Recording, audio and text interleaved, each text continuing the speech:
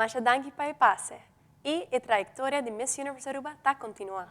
Recientemente, junto con mi compañera Nan, nos ha dado la oportunidad de participar en un workshop que está preparándonos un poco más mejor para el certamen de Miss Universe. Aquí se trata de un workshop bajo guía de estilista profesional Roberto Ávalo, que da-nos más información arriba cómo cuidar nuestro cabello.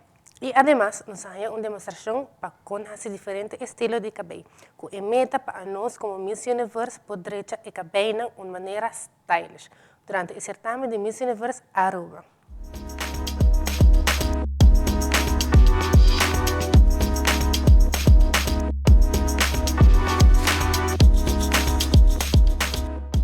Básicamente, la intención de Esaki y full temporada que nos está ganando, está para preparar todo mucho en que ahora aquí participando de Miss Universe Aruba para por Cinti, dando más un skin que está el feeling de competencia iPhone.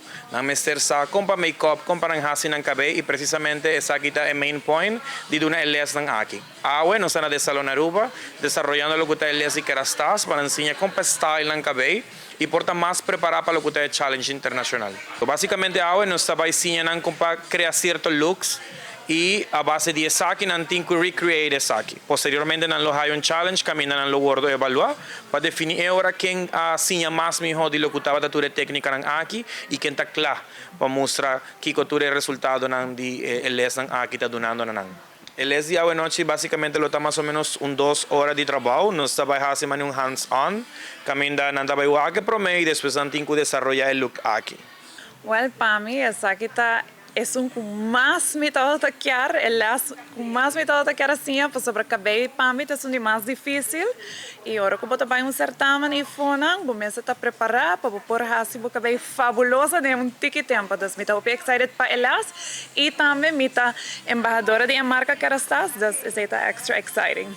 En el caso que me quiere seguro, uno nos por ayuda a otro, especialmente diferentes tipos de cabello y para eso que te viste extension, te viaja por otra vez y te sale para atrás. Entonces, nada me quiere que nos por ayuda a otro y visa con nos cierto lugar no por tapa mejor o poner extension tiki más abajo.